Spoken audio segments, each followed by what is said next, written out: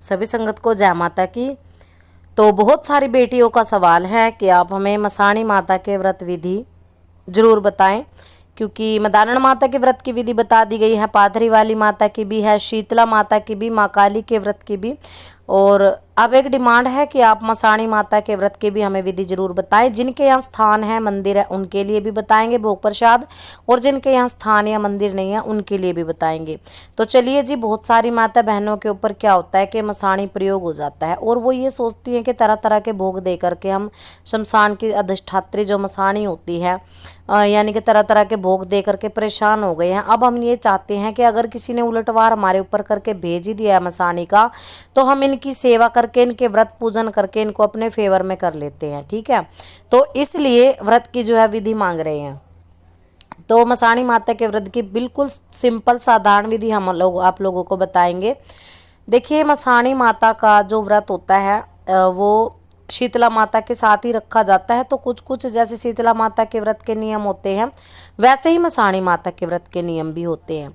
तो आपको जैसे नहा धो करके स्नान आदि कर लेना है। सिर वगैरह आप कोशिश करें कि शनिवार मंगलवार को इसके व्रत रखे जाते हैं, शुक्रवार को सिर धो लें। अगर मंगलवार से शुरू कर रहे हो तो सोमवार को आप सिर जरूर धो लें। ठीक है, अब वासी सिर से इसके व्रत रखे जाएंगे। व्रत वाले दिन आपको सिर नहीं धोना है, रात्रि को ही आपको सिर धो लेना है शाम के समय। तो सिर धो के अगले दिन आपको जैसे अपने घर की झाड़ पोंछ कर देनी है, साफ सफाई कर देनी है। घर के मंदिर में दीपक जरूर लगाएं। देखिए, कई लोग ये कहते हैं कि मसाणी के दीपक घर में नहीं लगाते। चाहे आप किसी के भी व्रत कर रहे हो, भोले बाबा के कर रहे हो, हनुमान जी के कर रहे हो, किसी के लिए भी कर रहे हो, पर घर के मंदिर में जो आप ज्योति लगाते हो ना, चाहे वो कुलदेवी की लगा रहे हो, चाहे किसी की भी लगा रहे हो, वो जरूर प्रज्वलित करनी चाहिए आपको।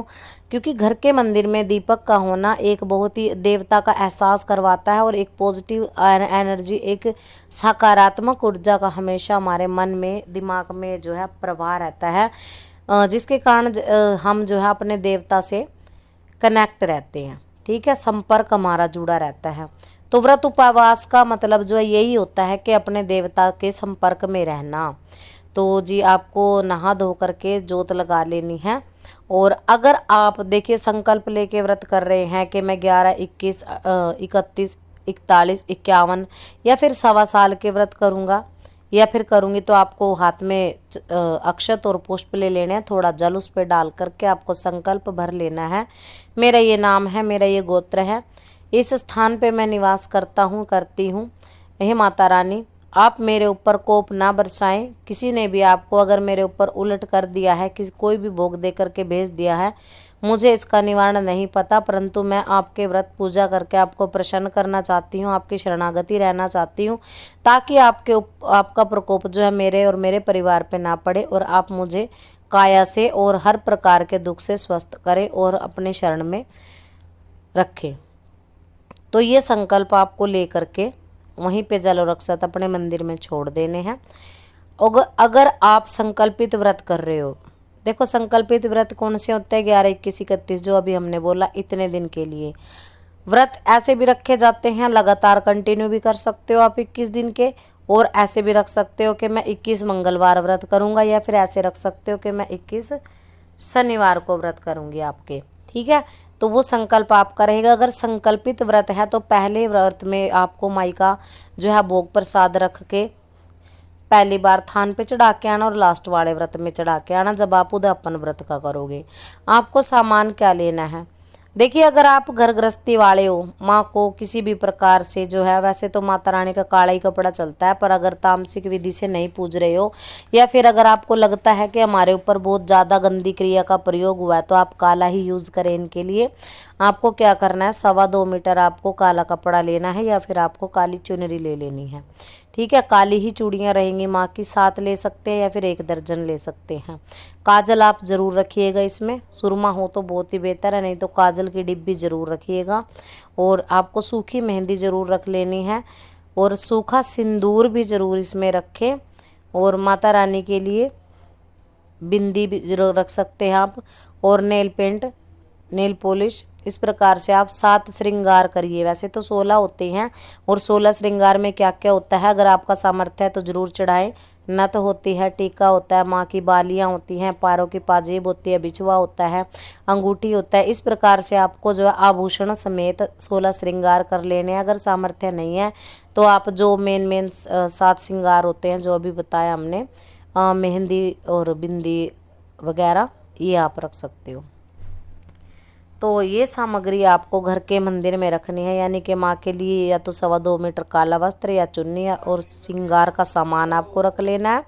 और श्रृंगार का सामान रखने के साथ साथ नैवेद्य में आप क्या चढ़ाएंगे, 5 प्रकार की मिठाई महारानी के लिए आपको लेनी है। लड्डू 2 रख सकते हो आप उसमें बूंदी वाले, मीठा पान आपको ले लेना है, पतासे ले लेने हैं।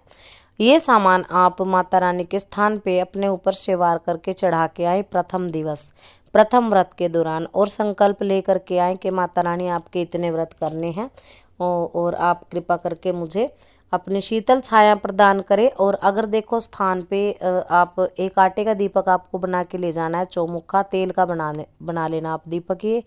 और अगर शीतला माता का स्थान भी साथ में ही है, जैसे मसाणी माता के स्थान के साथ अक्सर शीतला माता के थान होते हैं जोड़े से, अगर जोड़े से थान इकट्ठा बना हुआ तो आपको दीपक ठंडा रख लेना है। और अगर आपके वहाँ जैसे हमारे गांव में अलग अलग थान है तो हम शीतला के स्थान पे दीपक नहीं जलाते हैं, ठंडा ही दीपक चढ़ाते हैं तेल में भिगी हुई बाती का।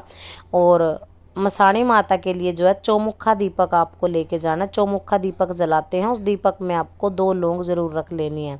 और दीपक जलाते वक्त आप माता रानी से प्रार्थना कर सकते हैं, माता रानी मैं तेरे ये व्रत का जो है व्रत रखूंगी और ये संकल्प ले रही हूँ, और इतने दिन के 31, 21 जो भी है मेरा सामर्थ्य है मैं ये व्रत करूंगी। कृपा करके मेरे ऊपर जो भी आपका प्रकोप है, कोप है, आप रुष्ट हैं, किसी ने भेज दी गई हैं, मुझे नहीं पता है, मैं आपकी नादान बच्ची हूँ।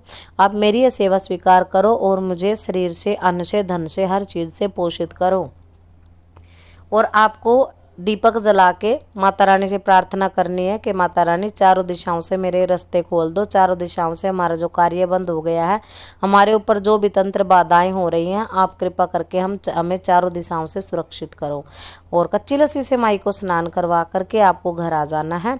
और पूरा दिन आप उपवास रख सकते हैं। ये सामग्री आप सुबह को भी चढ़ा सकते हैं, शाम को भी चढ़ा सकते हैं। उपवास के दौरान वैसे ही जैसे आप नवरात्रि के व्रत करते हैं, चाय ले सकते हैं, वैसे इसमें कुछ नहीं खाया जाता। जैसे हम चौराई वाली के व्रत करते हैं, पाथरी वाली माँ के व्रत करते हैं, हम पूरा दिन कुछ नहीं खाते हैं और सिर्फ 1 या 2 बार दिन में जैसे 12 बजे 4 बजे चाय ले लेते हैं। चाय आप अनलिमिटेड कितना भी पी सकते हो, कोई दिक्कत नहीं है, चाय ले सकते हैं। और नींबू पानी भी आप इसमें पी सकते हो, जैसे गर्मी का समय है तो आप नींबू पानी भी बिल्कुल पी सकते हो।